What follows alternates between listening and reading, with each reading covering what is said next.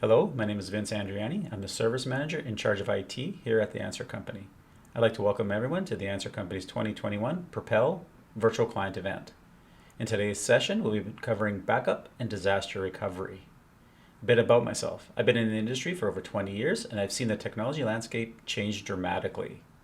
In today's world, data and intellectual property is the most important asset for most organizations, and the retention of this data and intellectual property is very important.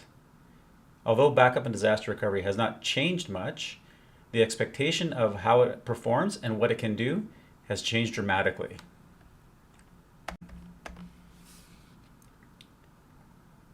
One of the most important and probably most overlooked questions an organization should ask itself is, how long can we survive if all our computer systems were not accessible?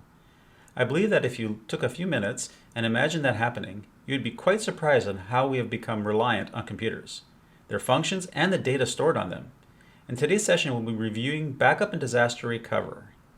More specifically, we will cover why backup and disaster recovery is important, the history of backup and disaster recovery, the major forms of backup and disaster recovery, what you should expect from a good solution, what the future holds for backup and disaster recovery, and how the Answer Company can help you with your backup and disaster recovery needs. As stated earlier, backup and disaster recovery is one of the most integral parts of any organization. This is true because the cost of downtime and the cost of replacing lost data is significantly more expensive than implementing a proper backup and disaster recovery solution. As represented in these slides, you can see that there are great repercussions when an organization experiences computer system downtime and/or data loss. From a Dell EMC report in 2019, 76% of Canadian companies experienced data disruption in 1 year. The average cost of that data loss exceeded $1.1 million US. And from the OnTech report, 93% of businesses that were unable to recover their data within 10 days after the disaster were forced to file for bankruptcy within a year. As you can see from the report provided by PhoenixNap, 96% of businesses are able to fully restore their operations after a data loss incident if they have disaster recovery solutions in place. And lastly, a FEMA report shows us that 40 to 60% of small companies do not survive a major disaster. That includes events such as hurricanes, earthquakes, floods, and even IT incidents like massive data loss. As you can see, backup and disaster recovery is very important. I would even say it is one of the most critical components of any organization. But let's dig a little deeper in what could cause an event that will require you to implement a disaster recovery. While there are many events that would require you to recover your systems or your data, we have broken it down into 5 areas: hardware issues, software issues, loss of data, ransomware, and user error. Hardware issues can be caused from various events, like a part failing or some big natural disaster like a flood, fire, or earthquake. While electronic theft is more prevalent, physical theft is still a real issue. And this could be from someone who is from outside your organization or someone from inside your organization. Due to the fact that hardware is getting harder and harder to procure these days, the recovery from lost hardware can take days, weeks, or even months. Software issues can happen as well. These are typically related to either the operating system or the application failing. These usually happen when a patch has been applied that has not been tested beforehand. These are easier to fix, except when the application is highly customized and/or the data that is related to the application has been corrupted. When a device suddenly loses power, there are various things that can affect the operation of the device and the data it houses. For example, cutting off the power on a server that is storing a SQL database can cause the database to become corrupted. This is due to the fact that the power was cut off in the middle of the server writing the data. Additionally, an improper shutdown of a device can also cause a hardware failure upon restart. In the past year, many organizations have had to scramble to accommodate work-from-home regulations. As a result, some organizations were forced to relax their security measures. Bad actors saw this opportunity to target organizations with malicious software in an attempt to extort large sums of money. They did this by either taking the system or the data hostage. Ransomware or malware has seen a rise of approximately 130% in the past year, while small to mid-sized businesses were at the largest risk. In some cases, organizations were forced to comply and pay the fee to release the data. This amount would regularly hit 7 or even 8 figures. The unfortunate and scary thing is, it was never guaranteed that the nefarious people would release the data. The weakest part of any organization's security is typically the user. People do make mistakes that can cause losses of systems and data. In some cases, this is done unknowingly, and in some cases, this is done maliciously. We have heard of many instances where a disgruntled employee has knowingly sabotaged a system. Even without a proper backup plan, an organization can definitely return their systems to operational levels. But what is the downtime cost? What about the cost of lost and irreplaceable data? Any one of the above scenarios could cause an organization irreversible operational and financial damage. The concept of backing up computer data can be traced all the way back to the 1950s with the utilization of punch cards, but it really didn't take off until the mid-1970s. That is when IT departments started using floppy drives as a medium for backup. They could not store as much data as hard disks, but being much cheaper and more flexible, they became very widespread. Then in the mid-1980s, the magnetic tape became the preferred way to store data. Big and small companies, and even some home users, began to create tape backups. Tape backups were the most widespread because of tape drives' reliability, scalability, and low cost. All of these advantages make tape backup an attractive solution even today. While hard drives have been around for many years, they were not mainstream as backup devices until the early 1990s. At that point, they became much cheaper and a real alternative for tape backups. Today, the battle between tape and disk backup still rages on.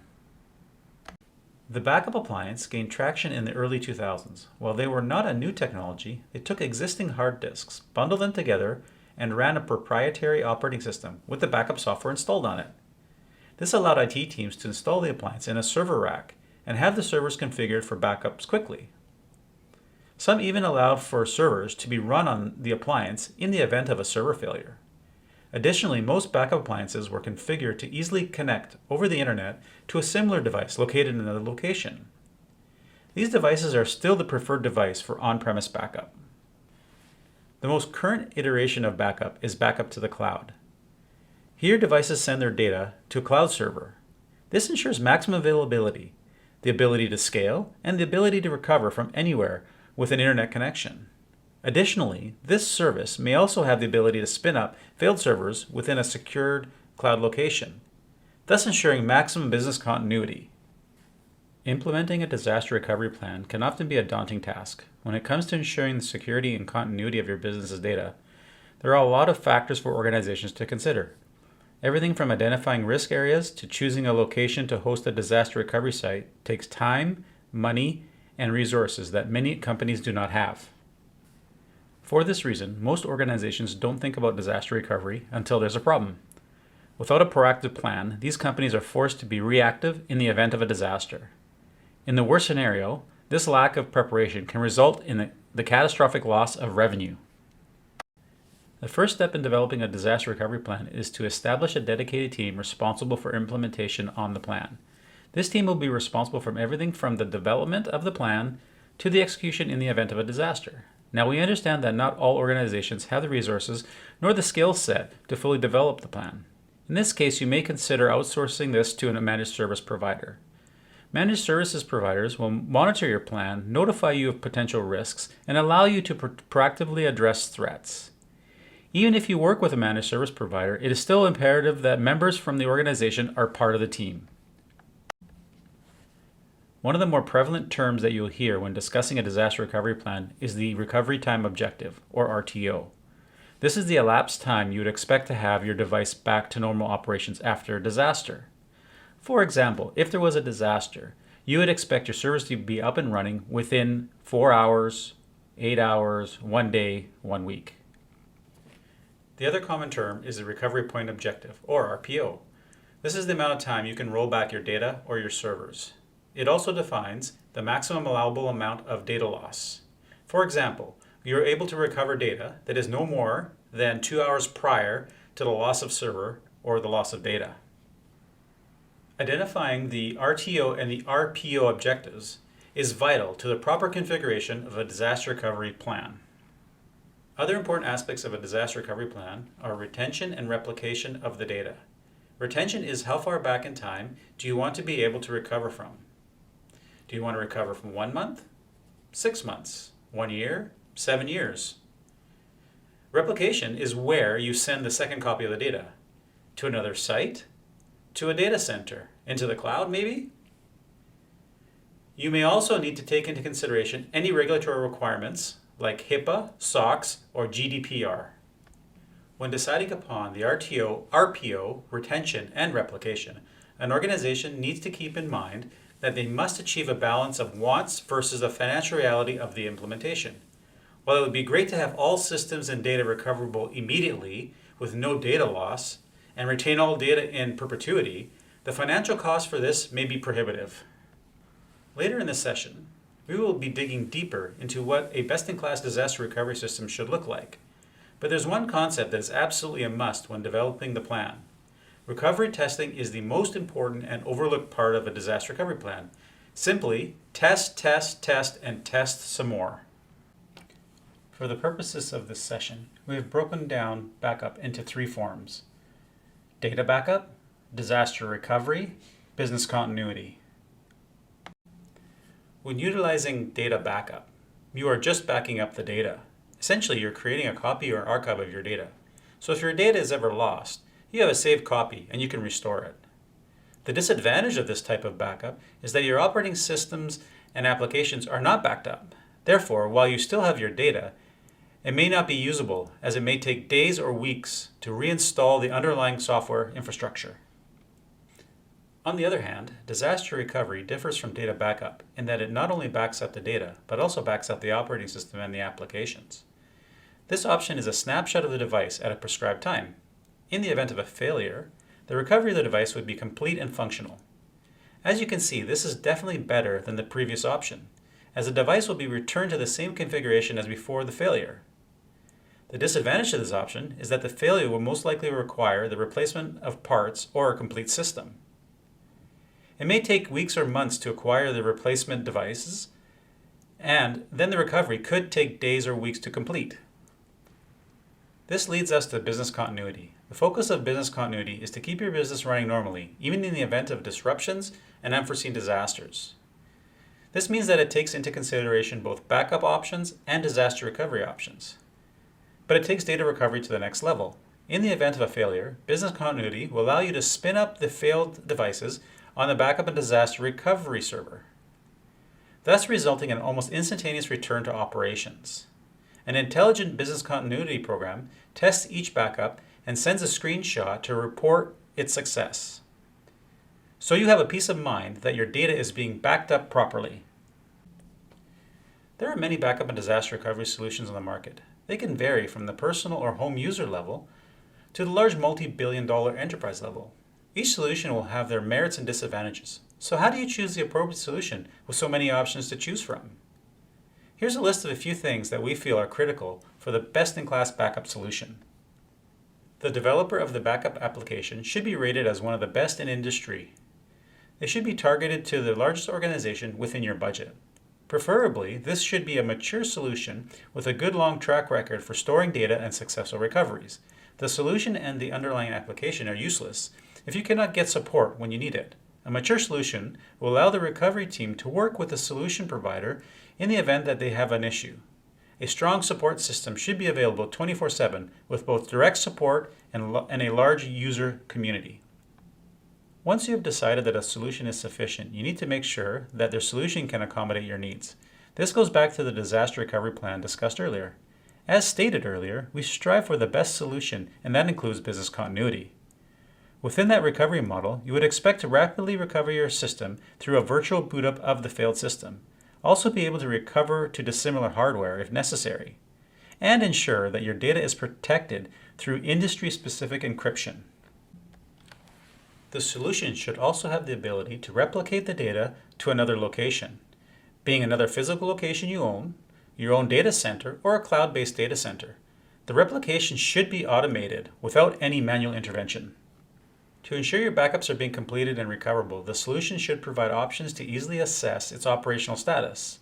This would include dashboards, manual or automated reports, alerts to inform you of a success or failure.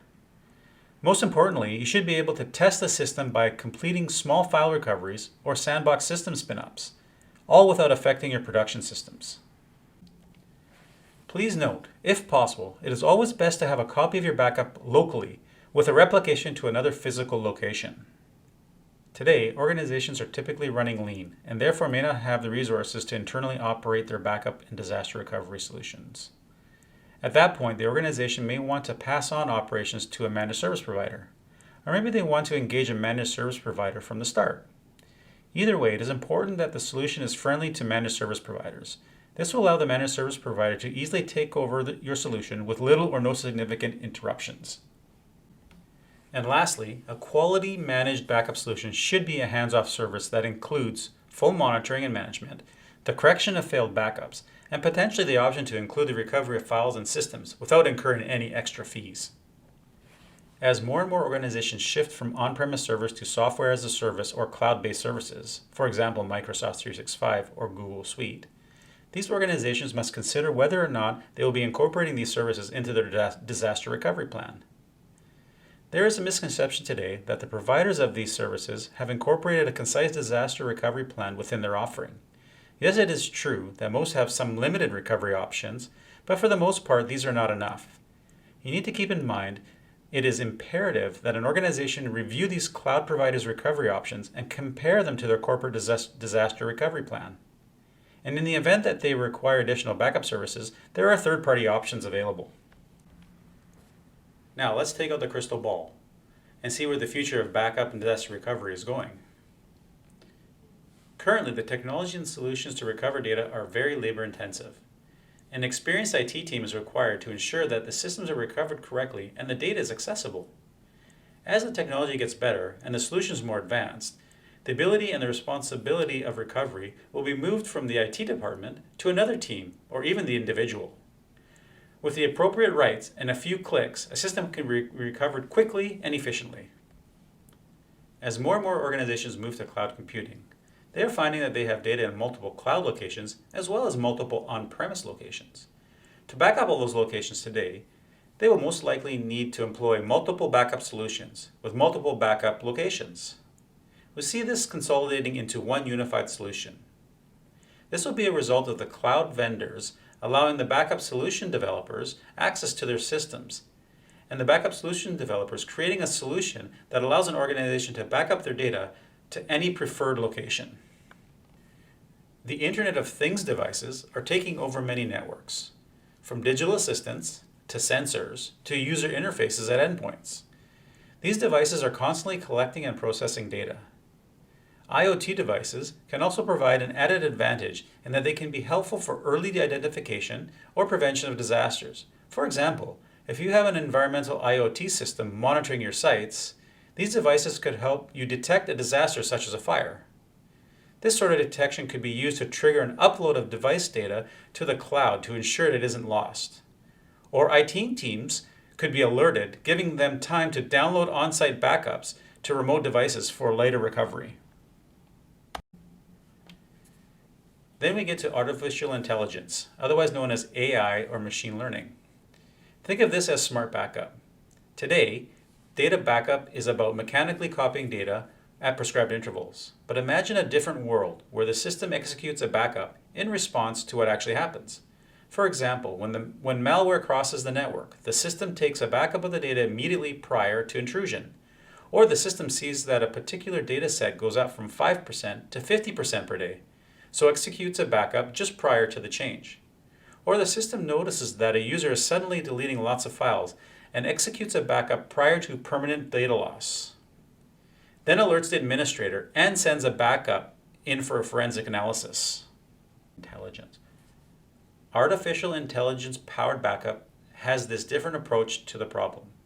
The key advantage of leveraging AI is to turn policy-based backup into behavior-based backup. This will help in improving responsiveness, security, and business value of the data while reducing the cost and time that humans spent on managing and storing data.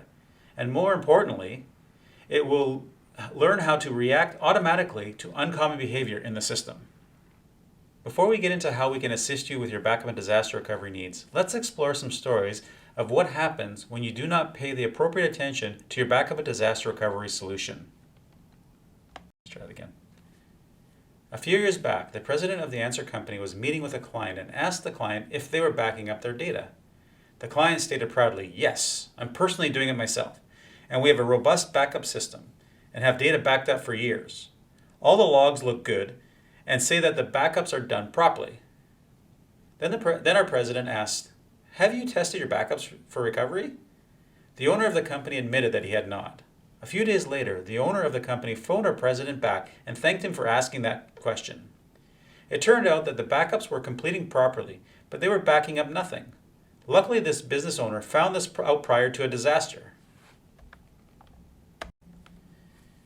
There are a few things that we can learn from this. 1, that a backup solution is only as good as the data that you can recover.